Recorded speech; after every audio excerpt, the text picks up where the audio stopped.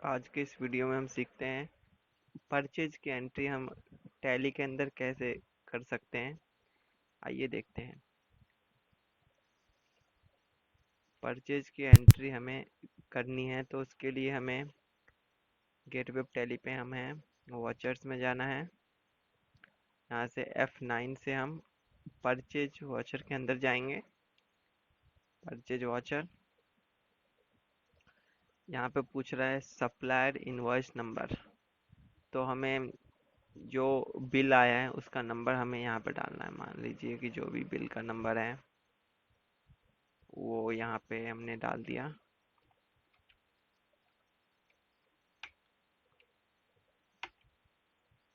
यहाँ पे हम डेट डालेंगे जो बिल का डेट है। जनरली ये दोनों डेट सेम ही होते हैं, ये डेट और ये डेट।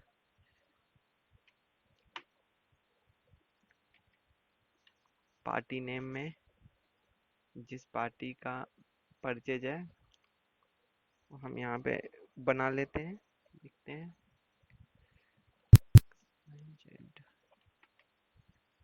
Private limited.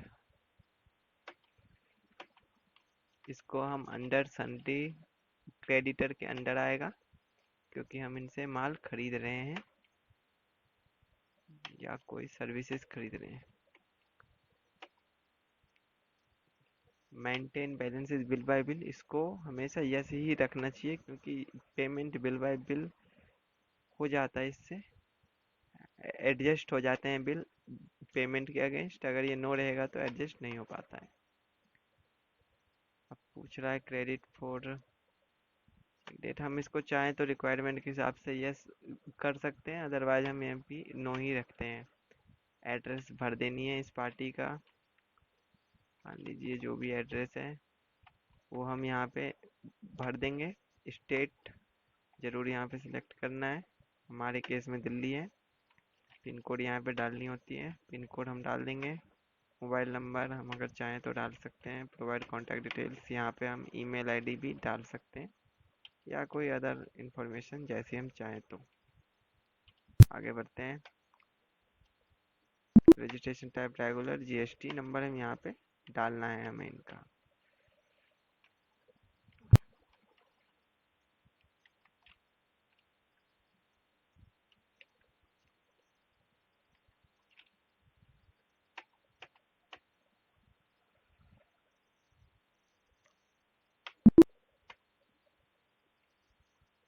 ये हमें खाली छोड़ देनी है, एंटर कर देनी है। एंट्री के वक्त हम यहाँ पे चेक कर सकते हैं कि जीएसटी नंबर जो बिल पे है ये वही है कि नहीं, क्योंकि ये वही होता है। यहाँ पे हम हर बार देख सकते हैं क्योंकि हो सकता है कि हम गलती हो जाए हमसे कि बिल किसी और पार्टी का हम किसी और नाम से हम चढ़ा रहे हो, तो इसलिए हमें जीएसटी नंबर हर बारी देख लेना चाहिए जिससे गलती ना हो जाए। अदरवाइज हम आगे बढ़ते हैं।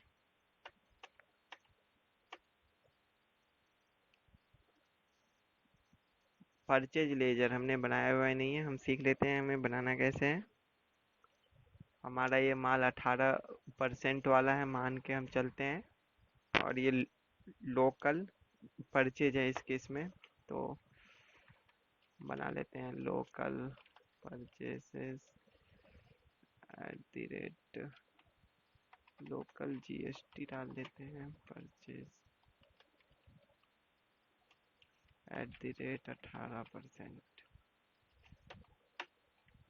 अंडर ड्यूटीज एंड टैक्सेस के अंदर आएगा। टाइप ऑफ ड्यूटी टैक्स में जीएसटी आएगा। सॉरी, ये अंडर में परचेज आएगा, ये हमने गलत कर लिया। ये हम करेंगे सीजीएसटी या जीएसटी के वक्त। हमें अंडर परचेज, क्योंकि हम ये परचेज बना रहे हैं तो परचेज अकाउंट्स के अंदर ही आएगा। टाइप ऑफ लेजर में नॉट एप्लीकेबल रखना है।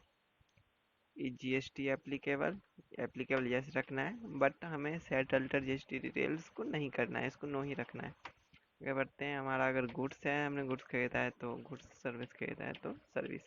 हमारे केस में गुड्स है तो हम गुड्स रखते हैं। आगे बढ़ते हैं। आइटम है हमने पहले से ही बना रखा है, देख लेते हैं। अगर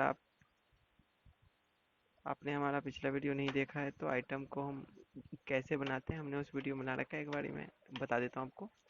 आइटम ए नाम से यहाँ पे आइटम का नाम लिखना है, अंडर में प्राइमरी। हम चाहें तो इसको ऑल्ट सी करके बना भी सकते हैं, कैटेगरी के अंडर आ सकता है, या हम प्राइमरी भी रख सकते हैं, जैसे हमारी रिक्वायरमेंट है उस हिसाब से हम कर देंगे। यूनिट्स में पीसेस हमने ऑलरेडी बना रखा है, पीसेस जीएसटी एप्लीकेबल एप्लीकेबल रखना होता है। स्टेटस जीएसटी डिटेल्स हमने ऑलरेडी ये बना रखा है। हमें यहाँ पे HSN फिल करना होता है, कैलकुलेशन टाइप में ऑन वैल्यू रखनी होती है, टैक्सेबिलिटी को टैक्सेबल, और इंटीग्रेटेड टैक्स में 18 डाल देते हैं। सेंट्रल और स्टेट अपने आप ही 9 आ जाता है, हमने ऑलरेडी बना रखी है। हम ये देख लेते हैं आइटम जितनी भी क्वांटिटी आई है हम वो डाल देते हैं, और एक एंटर और मारने पे इधर हम GST CGST लगा देंगे और SGST लगा देंगे। पर देख लेते हैं हमने CGST SGST कैसे बनाया है। तो यहाँ पे हम कंट्रोल C करेंगे, ऑल्ट C करेंगे, या टैली प्राइम में नया फीचर है क्रिएट से भी हम जा सकते हैं और बना सकते हैं हम यहाँ पे duties and taxes, type of duties में GST, यहाँ पे सेंट्रल टैक्स, और एप्ली इसको राउंडिंग मेथड को हम चाहे तो नॉट एप्लीकेबल रख सकते हैं, और एंटर एंटर कर देंगे। इसी प्रकार से SGST का भी बनेगा, और टैग और इसमें टैक्स टाइप में स्टेट टैक्स सिलेक्ट कर देनी है। तो इस तरह से ये भी बन जाएगा और हम इसको सेव कर देंगे।